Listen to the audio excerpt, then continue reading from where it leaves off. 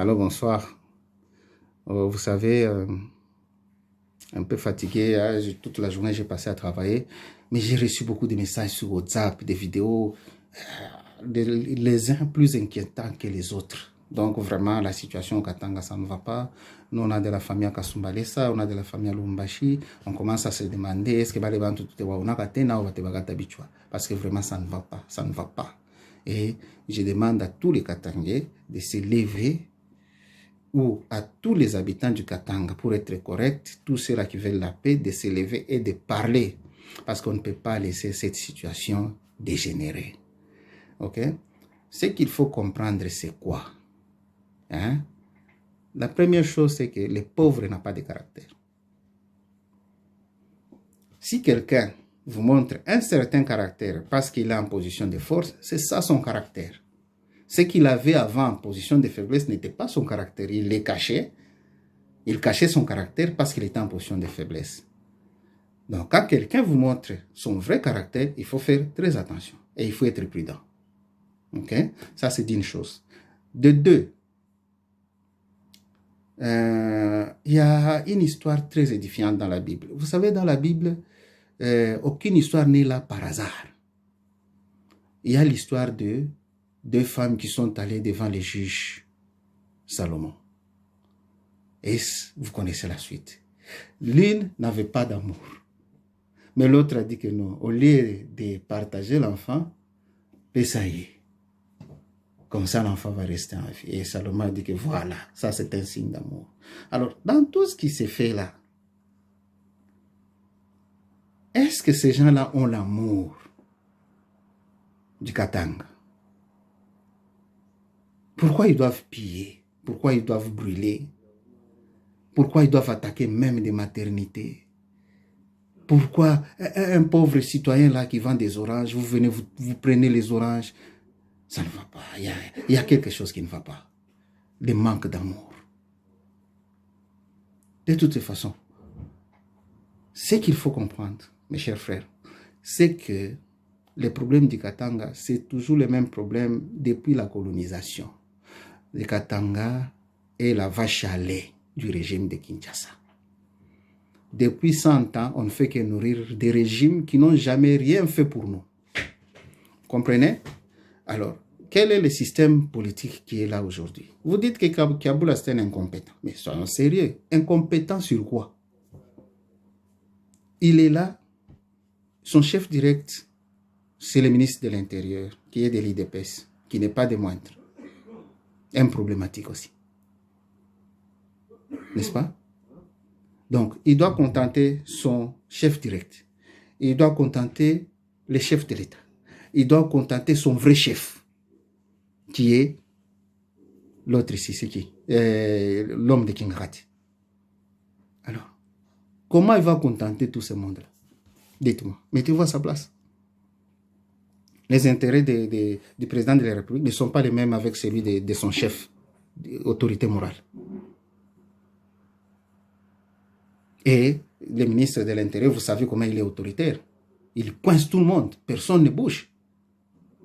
C'est pratiquement comme Rwanda. Personne ne bouge.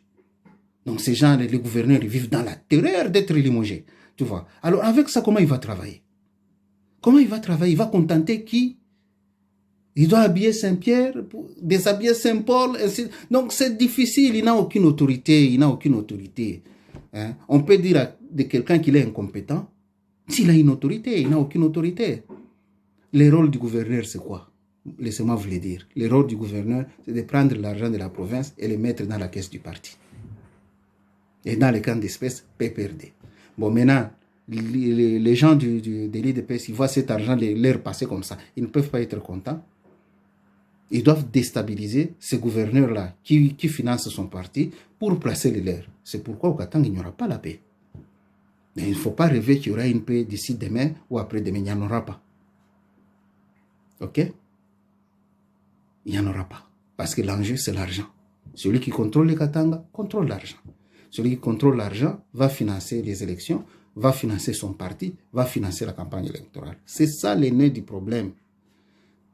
Le jour où il y aura un gouverneur comme Koko Moulongo qui est de l'IDPS. Ah non, non, je le cite juste pour dire que c'est un membre de l'IDPS. Je n'ai rien à voir avec lui. Vous verrez que tous les bruits là, il n'y aura plus une seule balle tirée à Lumbashi. Tout ce qui se passe là, c'est pour faire tomber le gouvernement du PPRD. Vous comprenez? Ça, c'est l'aspect politique. Le deuxième aspect, et plutôt, ça, c'est l'aspect financier. Le deuxième aspect, il est politique. Il y a eu, on a pris une année pour former le gouvernement. Et dès que le gouvernement commence à fonctionner, il y a le corona. Et il n'y a pas encore de vaccin. Donc, ce qui fait qu'on a perdu 2 ans.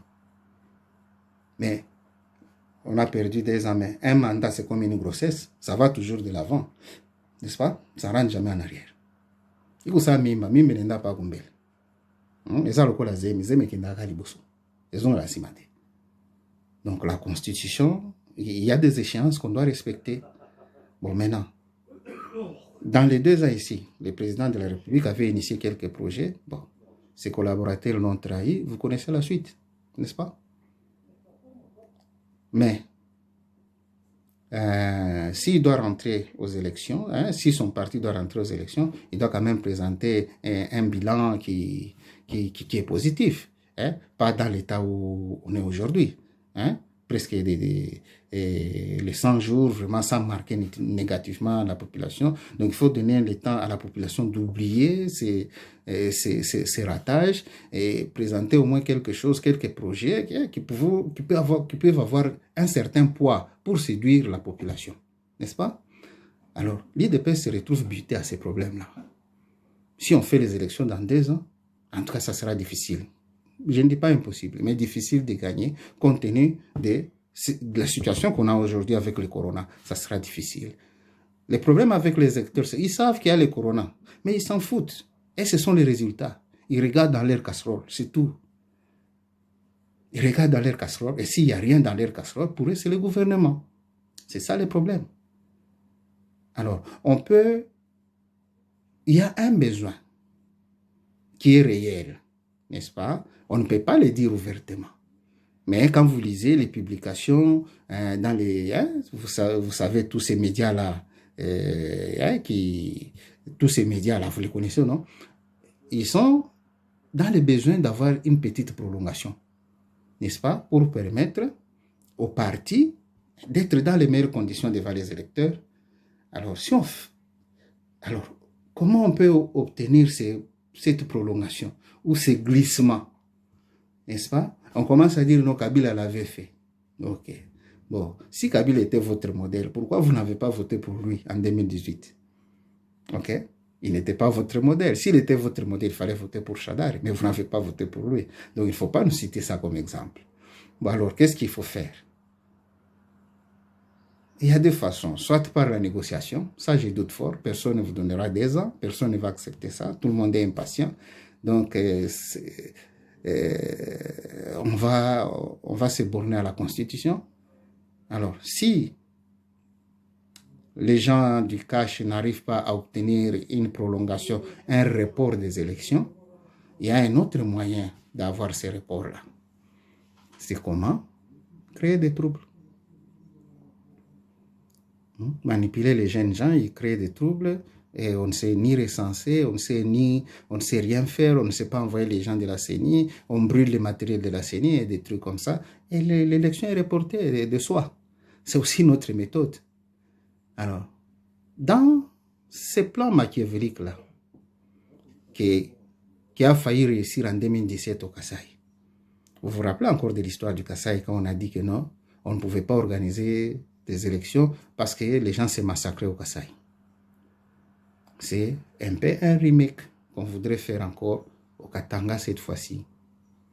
Tout le décor est déjà planté. N'est-ce pas?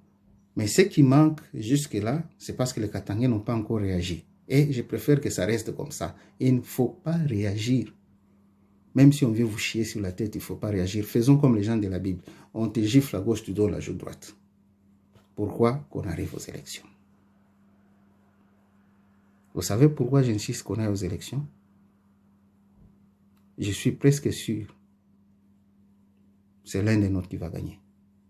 Sans tricher d'ailleurs. On n'a aucun intérêt, alors aucun, à aller dans la violence. Aucun. Si vous allez dans la violence, vous faites le jeu de vos adversaires. Nous, on doit supporter toutes les bêtises. Ils veulent mettre des drapeaux, qu'ils les mettent partout. Ouvrez même vos salons, qu'ils viennent mettre leurs drapeaux. On ne répond pas. Parfois, le silence est la meilleure réponse. Ok? C'est un piège, comment je peux dire, c'est un piège à con. Si tu es con, tu vas tomber dedans. Mais on est des avisés. On a de l'expérience. On a des leaders charismatiques. Mais jusque-là, aucun leader n'a encore mobilisé la population. Ce n'est pas que nous sommes des faibles, mais personne n'a pas encore mobilisé. Si tous les leaders katangais se mobilisent, ça va être comment? Tu vois? Alors il faut éviter ça. Ces enfants-là, d'abord ils ont grandi dans la haine. D'abord il faut voir leur âge, il faut voir leur éducation. Donc, s'attaquer à eux, s'affronter à eux, c'est vraiment se rabaisser. Et c'est vous qui prendrez la responsabilité politique. On va vous accuser d'avoir déraillé le mandat du chef de l'État parce que vous le détestez à cause de son métier. Vous voyez la responsabilité historique? Tout qui va vous bafou. Toi, tu vas les bateaux, tu vas les bafabri, tu vas la peine. S'il faut les arrêter, on les arrêtera un jour. Il y aura toujours la justice au Congo. Ok? Vraiment, je vous implore, ne répondez pas aux provocations de ces enfants-là. Quand on a un drapeau, on a un drapeau, on a un tashimami. On a un tashimami. On a un drapeau, on a un drapeau. Barapandisha madrapo, batachoka, batapandisha madrapo, batachoka. Mwisho tena pa comme élection. Comme je l'ai dit, mandat, ikusa grossesse. Ni constitution, ni chi. Ni constitution. Si état de droit, l'état de droit, on doit respecter aussi les échéances électorales. Donc si on a perdu une année dans les négociations avec les FCC, c'est pas notre problème. Si les collaborateurs du chef de l'État ont abusé de sa confiance et détourné l'argent de 100 jours, ce n'est pas notre problème. S'il y a eu le corona, ce n'est pas notre problème non plus. Donc, alors, c'est ça. Soyez sages. Ne tombez pas dans les pièges de violence parce qu'avec ça, ça va nous retarder des années et des années. Ça va nous plonger des années et des années sans élection. Donc, on va rentrer dans la crise qu'il y avait avant 2018. Donc, il faut protéger les acquis, permettez-moi le terme, les acquis de Kabila. Il nous a laissé une armée, il a fait une alternance, même si ce n'est pas propre, même ici en Europe, on triche aux élections. Mais ça doit être, on ne peut pas rentrer en arrière comme au Mali, où il y a encore des coups d'État aujourd'hui. Non. On doit respecter les calendriers électoraux. Si par exemple, on n'a pas le temps matériel de faire des élections, ça doit être négocié. Kabila avait négocié son glissement. Il y a eu les accords de la Saint-Sylvestre et il a eu son glissement. N'est-ce pas? Mais pas créer des troubles pour justifier un report. Ça, c'est pas bien. OK? Mais ça ne peut tenir que si vous aussi, vous entrez dedans. Mais s'ils sont les seuls à créer des troubles, ça ne pourra pas se justifier. N'est-ce pas? Donc, soyez très sages. Éloignez-vous, comme on dit dans la Bible, si tu vois que tu peux tomber dans ces pièges-là, si leur quartier là où ils mettent leur drapeau, si tu sais que ne passe pas par là. Donc, évitez, ne répondez pas aux provocations, aucune. Qu'on vous insulte, qu'on vous chie sur la tête, c'est pas grave. Mais nous devons aller aux élections parce que nous avons un candidat qui peut gagner. Sans tricher. Merci.